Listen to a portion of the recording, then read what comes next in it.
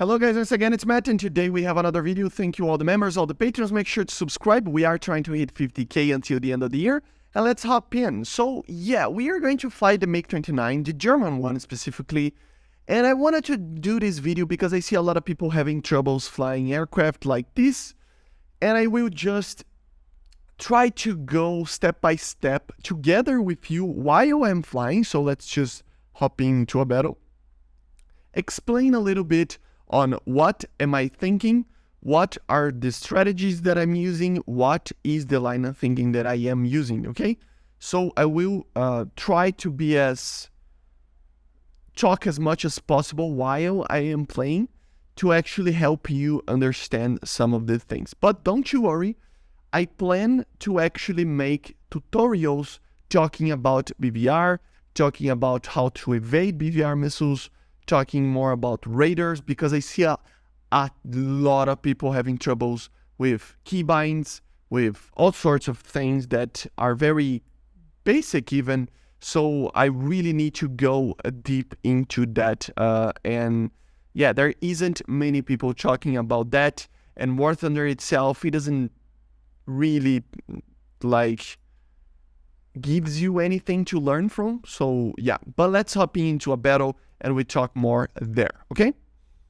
So here we are in a battle. I will use 26 minutes of fuel and no external fuel tanks. You can use it if you want, especially in these types of battles, but everything is like this, using the ER and the R60Ms, obviously. And the objective here is to get as much speed as you probably would need for a climb. I would normally change using some of the keybinds. For example, let me just take off here. Hold up. And I will be covering this a little bit more, okay? But normally when I take... Oh, this is the wrong place. Normally when I take off, I just go for the radar change. So where is it? I change the scope, scale, the search mode, basically everything, and the mode itself. So normally I do this. I go to 100 kilometers of the scale, and I put in search pulse Doppler HDN. I really don't like the TWS on the MiG-29, so I normally just use the search pulse Doppler, okay? And then Mach 1, and we are going to climb. We're going to put it 40 degrees over here. This is the strategy that I like the most to use in these bigger maps. If it's smaller maps, just fly low. And I will be using in the next match my low altitude tactic as well, okay? So yeah, just climb, kind of a side climb. I am going to try to hit closer to 11,000 meters to just try to get on top of them, and especially on the radar kind of side of things, because these radars can be, you know, problematic sometimes. But yes, let's level a little bit to get speed. Yeah, I already have detections, as you see. Probably a little bit higher. Or maybe lower. That was weird. It detected the target and it just disappeared. Yeah, there you go. I already see a lot of targets on the radar screen. Right there on the left, on the right. And we are in range, so we can fire the first missile. This target is actually flying too low for my taste. So I will try to find something that is, yes, flying really high. So Fox 1, and yeah, it's going to notch, loft a little bit, try to maintain the lock, and take the afterburner out to decrease the speed of the aircraft, and try to crank, which is basically putting yourself in a diagonal kind of situation over here. Lower the nose a little bit to maintain a good kind of making the missile of the enemy go to thicker air. I don't know if I'm going to hit that. He's really trying to evade that, I think. Where is the target? I don't know. But I'm just maintaining the lock. Hopefully it hits. Yes, good kill. So that's how I do BVR. I just climb, lock the target, maintain the speed, and I was locked, so I might have a missile on me, but I don't think so. Let's try to clean it up the higher airspace over here. Let's take a look on the normal pulse thrower. It is a little bit better for shorter ranges. I don't think there is anything over here. Just saving some fuel. We don't have a lot of fuel if you're not using the external fuel tank, but I like to be lighter. We see a Yak 141 there. The MiG-21s are not really my problem over here. I really want to help the team win. So my objective is going to destroy these targets. Yes, I have a connection there. And then we have another one over here, actually. He's actually going to probably fire on me. Just going to... yeah, it's the Yak. So let's go defensive. Fire some chaff, some flares. Already defeated the missile. 2 targets are on my 6 now. I have to be careful. As you see, another one. Just getting speed to get away from the missile a little bit. I think it's an R-27T. So I will just maintain the speed over here. Take the afterburner off. And fire some chaff. We'll use the helmet mounted sight to get a very quick lock. And fire an R-27. Oh my god, I lost lock. No, I lost the lock. And I clicked the wrong button to lock it again. That was my mistake. But I tried to get a proper kill there. And wait for the last minute to fire an R-60M from head-on pass. Still managed to get the timing right to evade the missile. Try to be a smaller target on that. Just go for the true circle. This is not good. Raid fights against F-16s are very dangerous in these aircraft.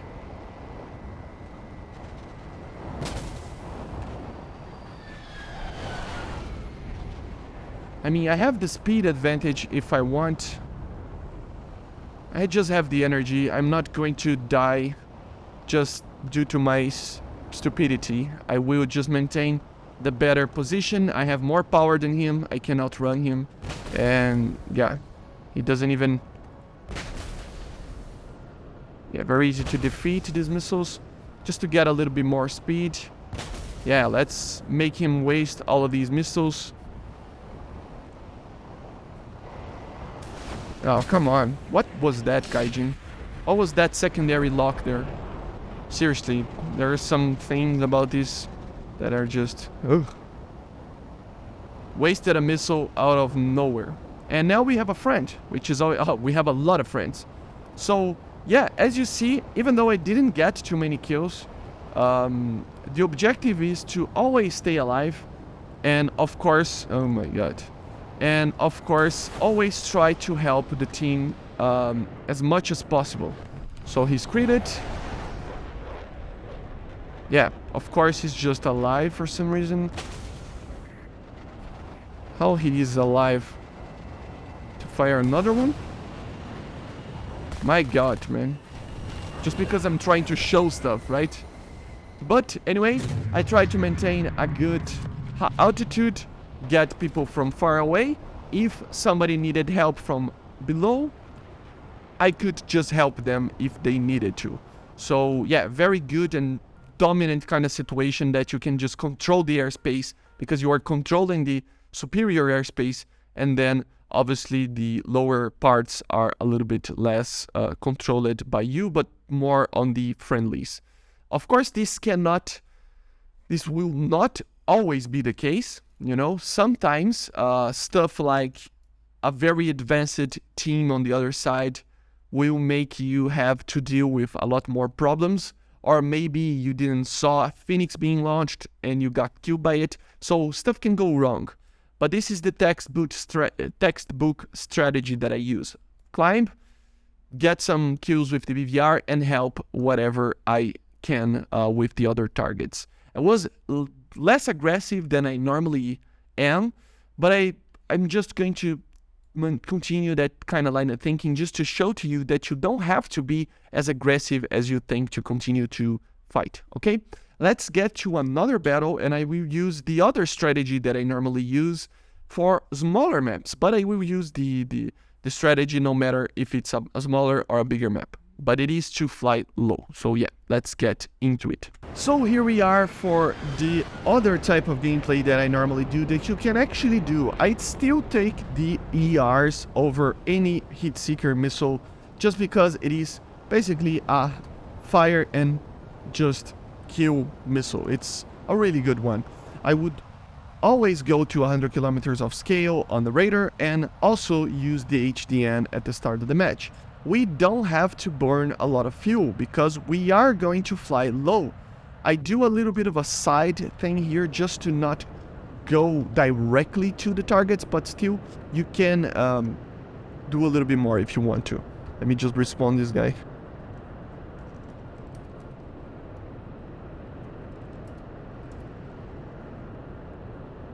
Yeah, so I'm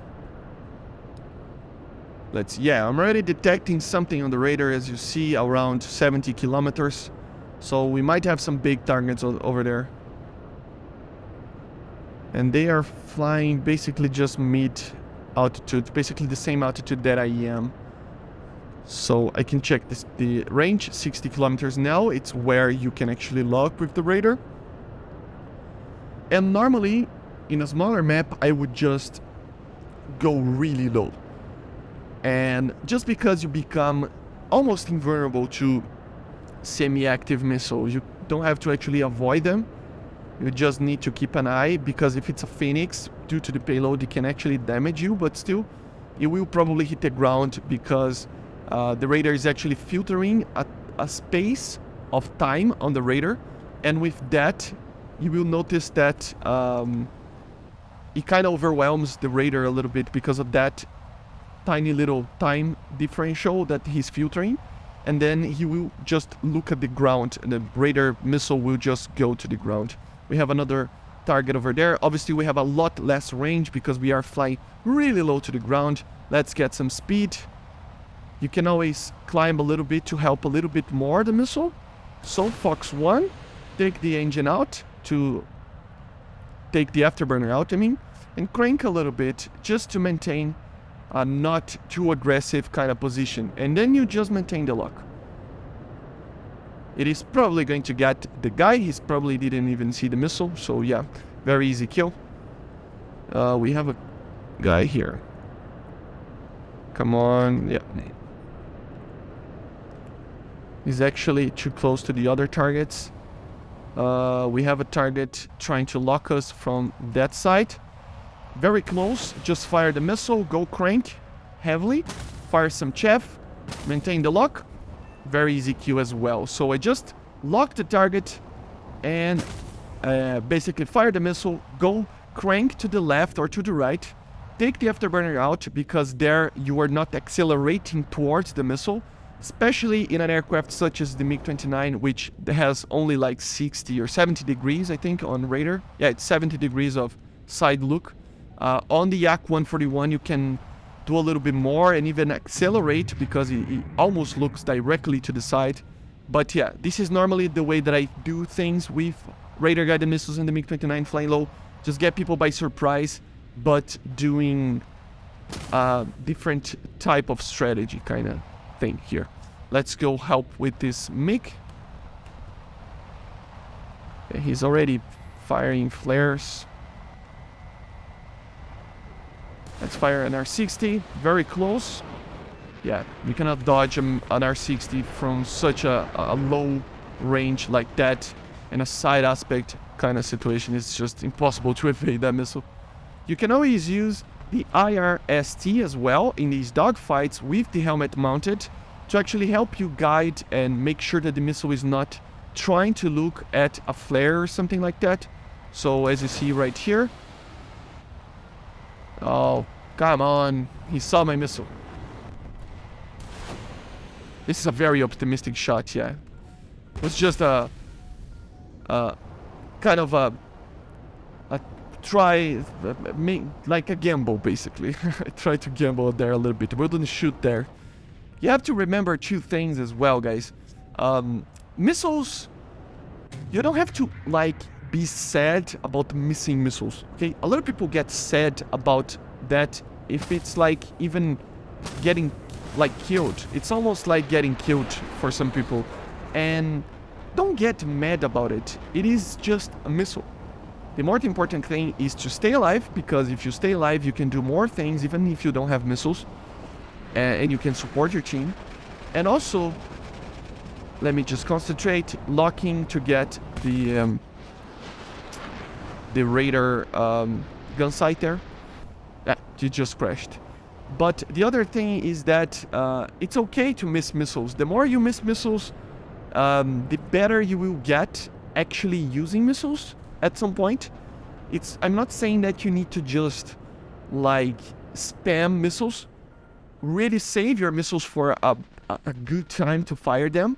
But have that in mind that it is just a missile. It's okay to miss missiles, especially long-range ones, and especially at the end of matches like that. For example, the SU, I just lost a missile there. But it doesn't matter. It was the penultimate guy alive. So it doesn't matter if I missed that or not. Somebody else will get the kill, and they did, and we won. So the risk is good to actually try to get a little bit more of a reward and one more kill, just trying to risk it because it is just a missile, you know? So a lot of people get kind of too emotional even with missing missiles. There isn't much of a problem on doing that. You just need to calculate the risk on your head at the time that you are firing. If you're not sure about long-range missiles yet, you're getting used to BVR and stuff, don't fire at 40 kilometers like I do, okay? Don't do it. Just fire from 10, 20 kilometers, learn how the missile is doing, learn the radar modes, use the normal search modes. It really does help. Use the search, the close combat ones when you actually need them, because it will make a difference to actually find targets and have a even better situational awareness in these bigger maps that we are having in here. But anyway, this is the way that I play normally in the MiG-29. In other aircraft, I like to play like this as well, but there are some variations to it. Some aircraft will take more time to climb, so I will do a better side climb or a longer side climb.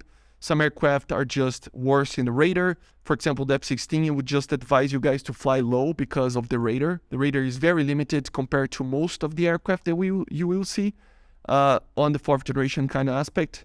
So there are some minor things like that you need to consider, right? But this is the way that I normally play, okay? Hopefully this was helpful, and make sure to subscribe. I am going to do, as I said, a proper tutorial on BVR, on missiles and everything like that fairly soon. I have some on the channel already, but I will do more, and specifically for BVR and how to evade these type of things, okay?